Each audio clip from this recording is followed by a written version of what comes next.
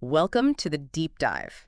If you're someone always looking for, that extra edge, trying to figure out what really works for performance, whether that's on the wrestling mat or, frankly, anywhere else, well, you're in the right spot. Yeah. Today, we are really zeroing in on a topic that comes up a lot, especially for anyone in high-intensity sports and definitely for wrestlers. Creatine. Creatine supplementation. Yeah. You've probably wondered, does it actually work? Is it just hype? Can it give you a real advantage? It's a big question, and yeah, for good reason. I mean, creatine, it's probably one of the most researched supplements out there. Right.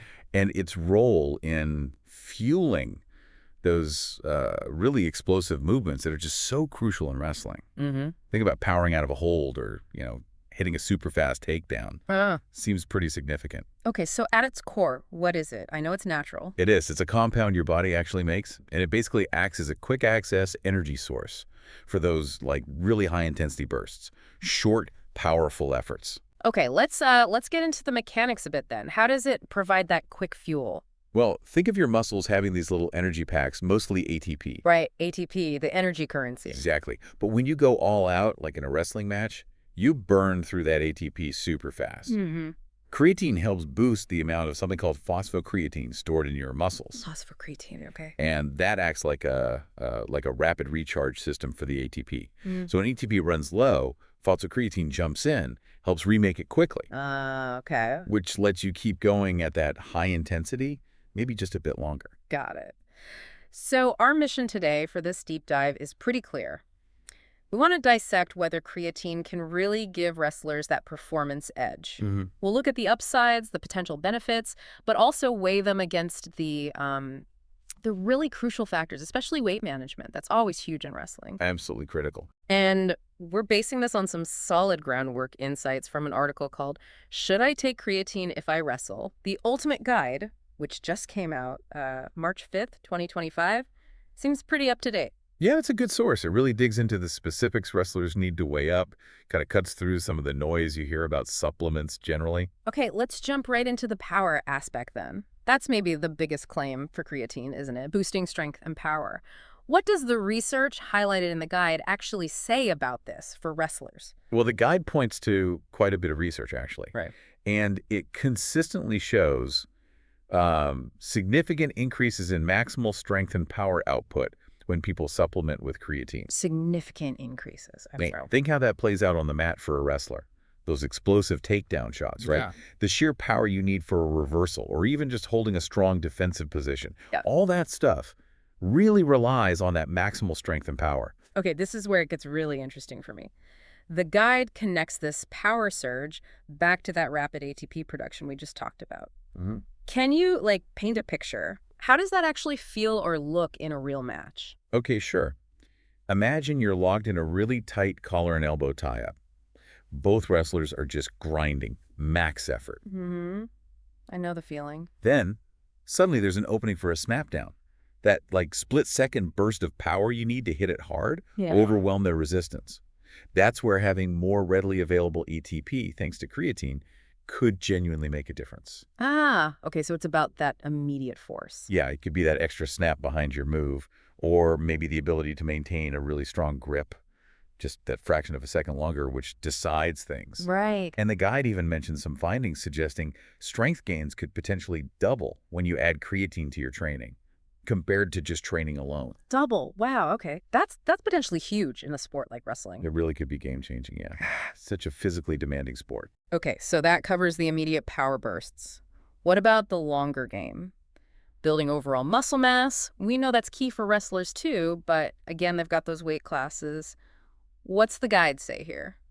The guide definitely confirms that, yeah, athletes in intense sports like wrestling often use creatine to help support muscle growth. The research it pulls together shows that consistent creatine use, especially when you combine it with serious weightlifting, tends to lead to noticeable muscle growth. Particularly, it seems, in that sort of 18 to 30 age group. And are we talking significant amounts? How much muscle? The guide quantifies it as potentially around 2 to 4 pounds of lean muscle mass. 2 to 4 pounds. Yeah, over maybe a few weeks of consistent training and supplementation. Okay, 2 to 4 pounds of muscle in just weeks. That sounds great for strength, obviously, but for the wrestler watching the scale, that number might set off alarm bells. Right, exactly. It's a double-edged sword there. So what's the reason behind that muscle growth? Is it just water or? Well, that's a key point. The primary driver mentioned is an actual increase in protein synthesis within the muscle cells. Ah, okay. Building blocks. Yeah. Creatine seems to stimulate the pathways involved in building and repairing muscle tissue, so you get actual growth of the muscle fibers themselves. We will talk about water retention. That definitely contributes to weight too, but this muscle growth is a separate real effect. Okay, good distinction. Which, yeah, brings us perfectly to the elephant in the room for wrestlers, the weight factor. We've got potential strength gains, potential muscle gains. But how much does creatine really impact your overall body weight? And could that just mess everything up for making weight? You absolutely hit the nail on the head there. Those performance benefits, super attractive. But the guide really hammers home that the impact on body weight is like the major concern for wrestlers. Right. The research it cites consistently shows that taking creatine typically leads to a short-term increase in total body mass, often somewhere in the range of, say, 1.8 to 3.7 pounds. Almost 2 to 4 pounds, again. Uh-huh. And for someone cutting weight or hovering right near their limit, that's a lot. It can be huge, yeah. A deal breaker for some. And the guide's pretty clear, this initial bump on the scale, it's not mostly that new muscle we just talked about showing up so fast, is it? It's largely something else. Precisely. Yeah, the guide specifies that this initial weight gain is primarily due to increased water retention, specifically water held inside the muscle cells. Inside the cells, okay. And that's a really critical thing for wrestlers to grasp. It's not necessarily bad weight in terms of body composition, but it is extra weight you suddenly have to account for on the scale. Okay, let's get into the nitty-gritty of that water retention then. Why? What's the biology? Why does creatine make muscles hold more water? So think of creatine as being osmotically active. That's the term. Osmotically active, meaning it attracts water. Basically, yeah. Osmosis is just water moving across cell membranes to try and balance out the concentration of stuff like particles on either side. So when you increase the concentration of creatine inside your muscle cells by supplementing, your body naturally tries to balance that out by pulling more water into those cells. Makes sense. The guide also mentions that the process of getting creatine into the muscles involves sodium ions. And as you probably know, water tends to follow sodium around to maintain that cellular fluid balance. Ah, okay. So the creatine itself pulls water, and the way it gets into the muscle also brings water along? Pretty much, yeah. That's the mechanism. So this extra water, it might make muscles look a bit fuller, and technically it counts as lean body mass, I guess. But it's not the same as that like functional strength-producing muscle tissue when you think about your strength to weight ratio. Exactly.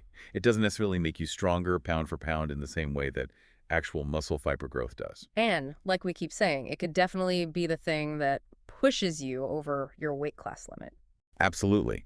And that's precisely why the guide points out that some wrestlers, even knowing the potential performance upsides, might just decide to skip creatine entirely. Yeah. The risk of complicating their weight cut is just too high for them. Okay, so given this very real challenge, this water weight issue, are there strategies, like ways to use creatine smarter to maybe minimize that weight gain but still get some of the performance benefits? Different timing, maybe. Yeah, the guide does offer some practical advice here. Sports nutritionists often suggest wrestlers consider using creatine more during the preseason. Ah, when weight isn't quite as critical day to day. Exactly, when those fluctuations don't matter as much. Yeah. The standard recommendation there is usually a consistent daily dose, maybe 3 to 5 grams. Okay. And interestingly, the guide also mentions anecdotal stuff, stories from wrestlers. Right. Real world experience. Yeah. And they often say they do use it in the off season to really focus on building strength and power when they have more leeway with their weight. But then they'll often stop taking it as the competitive season gets closer, especially when those weekly weigh-ins become crucial. That makes a lot of sense. Build the foundation when weight is flexible, then maybe back off when you need precise weight control. Okay. Now, the guide also mentioned something that seemed a bit counterintuitive, a potential link between creatine and fat loss. How does that work, given the water retention? Yeah, it sounds contradictory, doesn't it? It's a subtle point. It definitely doesn't mean creatine is a weight loss drug. Right. Okay. The theory is more indirect. It's about maintaining training intensity. See, wrestlers often have to restrict calories to make weight, right? Calorie deficit. So the idea is if creatine helps you keep training harder and maybe preserve more muscle mass while you're in that calorie deficit. You might end up burning more total calories and potentially promoting more fat loss than you would otherwise. You're maintaining a higher metabolic output from training. I see. So it supports the process of fat loss by enabling harder work during a cut. Kind of, yeah. The guide does mention a few studies showing maybe a small reduction in body fat percentage when creatine is combined with resistance exercise. But, and this is crucial, it stresses this likely wouldn't lead to a lower number on the scale because of the water weight gain happening at the same time. Right. So better body composition, potentially more muscle, maybe slightly less fat, but the scale might even go up initially. Exactly, that's the trade-off. Okay. Now, the guide also looks specifically at research on wrestlers, not just general athletes, but wrestlers themselves using creatine. What were the key findings there? Well, it reinforces the general findings mostly. Research on wrestlers using creatine did show improvements in power output. Good. Consistent there. Yeah, which lines up with what we know about creatine and high-intensity stuff.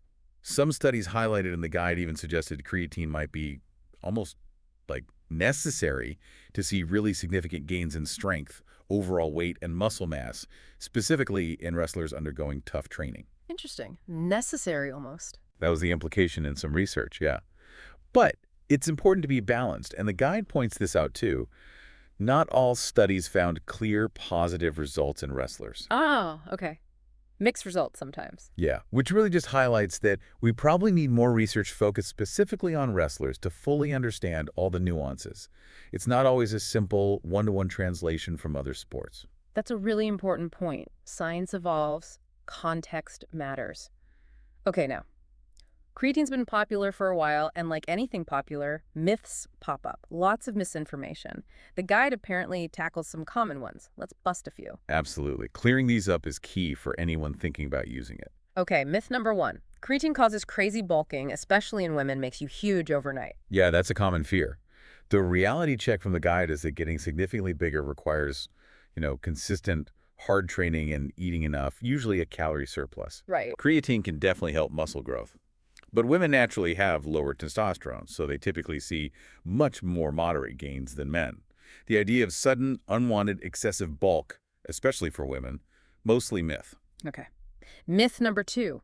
Creatine causes major bloating and makes you retain water everywhere. We've touched on this. Yes, it increases water in the muscles, but the guide clarifies it's mainly intracellular inside the cells. Not like under the skin bloating. Generally not, no. Any noticeable bloating is often pretty minimal and might even be linked to taking too much, like during a poorly managed loading phase. That dramatic, puffy look isn't the typical result. Good to know. Myth 3. Creatine causes muscle cramps and dehydration. Hear this one a lot. Yeah, but the guide emphasizes the science just doesn't really back this up. Staying properly hydrated is crucial for all athletes, creatine or not. There isn't strong evidence linking creatine itself to cramps or dehydration, assuming you're drinking enough fluids. Okay. Myth 4. Creatine is just for bodybuilders. Definitely not true. The guide rightly points out it benefits athletes in lots of different high-intensity sports that need power and strength. Wrestling fits that bill perfectly. Absolutely. Myth 5. All the different types of creatine you see advertised are basically the same. Nope. The guide is pretty clear. Creatine monohydrate is the one with the vast majority of the research behind it. The classic one. Yeah. It's got the strongest evidence for being effective and safe. It's generally the go-to recommendation over newer, often more expensive, less studied forms. Stick with the basics. Okay. Myth 6. You have to cycle creatine, take breaks from it for it to work, or be safe. The guide debunks this too. It says consistent lower dose use seems to be both safe and effective for most people. There's no really compelling scientific need to cycle on and off. Interesting. Myth 7. Creatine is bad for your kidneys. This one scares people. Understandably. Yeah. But again, the bulk of the research shows it's safe for kidney function in healthy individuals using recommended doses. Obviously, the big caveat, as the guide states, is if you already have kidney issues, you absolutely need to talk to your doctor first. That's standard for any supplement. Right. Standard disclaimer, but important. And finally, myth 8. Creatine helps you lose weight. Yeah, definitely incorrect, as we discussed. It might indirectly help body composition if it supports harder training during a diet. Right. But it directly causes water retention and can lead to weight gain, at least initially. So it is absolutely not a weight loss supplement. Okay, that was a super helpful myth-busting round. So for the wrestler listening who's thinking, okay, maybe I will try this, What's the practical advice? How should they actually use it effectively and safely according to the guide? Right, the practical stuff. The guide gives some clear guidelines. First, the form. Stick with creatine monohydrate. It's the most proven. Monohydrate, got it. Then dosage. It mentions the common approach. You can do a loading phase, maybe 20, 25 grams a day, split into smaller doses for about 5, 7 days. That saturates the muscles faster. But it's optional. It's optional, yeah. You can skip it and just start with a maintenance dose, Hmm. which is typically 3 to 5 grams per day. It'll just take a bit longer, maybe 3, 4 weeks, to fully saturate your muscles. Okay. The guide also notes that bigger athletes, heavier wrestlers, might potentially benefit from a slightly higher maintenance dose, maybe closer to 5 or even 10 grams a day. Makes sense. What about when to take it? Does timing matter much? The guide suggests taking it around your workouts, maybe shortly before or after, could be slightly better for absorption. But the main thing really is just consistency, taking it every day. Consistency over perfect timing. Seems to be the key, yeah. It also mentions that taking it with a meal, especially one with carbs and protein, might help with uptake into the muscles too. Okay. And hydration. Crucial. Drink plenty of fluids throughout the day. That's non-negotiable, especially if you're taking creatine. Right. And given the wrestling context, what's the big monitoring point? Weight. Keep a close eye on your body weight. If you're a wrestler using creatine, you have to track how your weight responds, particularly as competitions get closer. Makes sense. And related to that, the timing within the season. The guide reinforces considering it mainly for the preseason, when weight is less critical. And probably avoiding it during the season if you're someone who needs to make significant rapid weight cuts regularly. Okay. And finally, the guide really stresses this, and we should too. Talk to a doctor or a registered dietitian, ideally a sports nutritionist, before you start, especially if you're under 18 or have any health conditions. Absolutely essential advice. Okay, what about the official stance? Is creatine banned in sports? No, good news there. The guide confirms it's not prohibited by the major players. WADA, World Anti-Doping Agency, Right. the IOC, International Olympic Committee, or the NCAA in the U.S. Okay, so it's permitted. It is, but the guide adds a really important caution. Choose your supplement wisely. Go for high-quality brands that use third-party testing. Why is that so important? Because unfortunately, the supplement industry isn't perfectly regulated, and sometimes cheaper products can be contaminated with other substances, potentially even banned ones. Third-party testing helps ensure purity and safety. Good tip. Don't want any accidental doping violations. Exactly. And the guide also notes that good quality creatine monohydrate itself is generally recognized as safe, or GRAS, by the FDA. Okay, so legal, generally safe if you're healthy, and choose a good product. Now, the guide also mentioned looking at real-world experiences, anecdotes from wrestlers, and expert opinions from nutritionists. What came out of that? Yeah, the anecdotal reports often mirror the science. Wrestlers frequently report noticing benefits in strength and conditioning, especially during those tough off-season blocks. But that weight gain from water retention, that's also a very common observation in their experiences, and it's often the reason they give for stopping it or timing it carefully around the competitive season. Right, matches what we've been discussing. And the nutrition experts? They generally align with the research recommendations. That 3 to 5 gram daily dose is pretty standard advice. And they also often emphasize the preseason as the most logical window for wrestlers to use it, to really maximize those strength gains without the immediate pressure of making weight. Okay, so as we kind of pull all this together, for the wrestler listening, what are the absolute key pros and cons they need to weigh up when deciding about creatine? The guide sums it up nicely. The potential positives, the pros, Yeah. increased strength, better power output, maybe some gains in lean muscle mass, and potentially even faster recovery between hard workouts. All good things for performance. Sounds great. And the cons? The big one, the significant drawback, is managing the weight gain. That water retention we keep talking about can be a major obstacle if you have strict weight class limits. It just means creatine isn't simple yes or no. It requires careful planning, diligent monitoring, especially leading up to weigh-ins. And it's definitely not something you'd use if you need to drop weight quickly. Right. So it really sounds like the decision boils down to the individual wrestler, doesn't it? Absolutely. You've got to look at your own goals, the specific rules and demands of your weight class, and honestly, how your own body reacts. Some people might notice the water weight more than others. Precisely. Having a really solid grasp of the science, what creatine does, Yeah. and being realistic about the weight implications. That's what allows you to make an informed choice, one that hopefully helps your performance without messing up your ability to actually compete in your category. Well, this has certainly been a thorough deep dive into creatine for wrestlers. It's definitely clear that while those performance benefits look really tempting, They do. that weight management factor is just, it's huge. You absolutely cannot ignore it in this sport. No, you really can't. It's all about finding that strategic balance, isn't it? Yeah. How do you maximize the good stuff while staying hyper-aware of the unique demands of wrestling, especially making weight consistently? Exactly. So as we wrap up here, considering everything we've discussed today, that unavoidable initial water weight gain versus the very real potential for strength and power improvements, maybe here's a final thought for you, the listener, to chew on. Hmm. How could you, knowing your own body and your training cycle, strategically time creatine use throughout the year? Could you align it with specific training phases, maybe focusing it in the off-season, to really get those performance boosts when they matter most for building strength, while carefully managing or avoiding it when the scale becomes the absolute priority near competition time? It's a fascinating puzzle to solve for each athlete. It really is a balancing act. Hopefully this deep dive has given you some of the pieces you need to figure out that puzzle for yourself. Thanks for tuning in.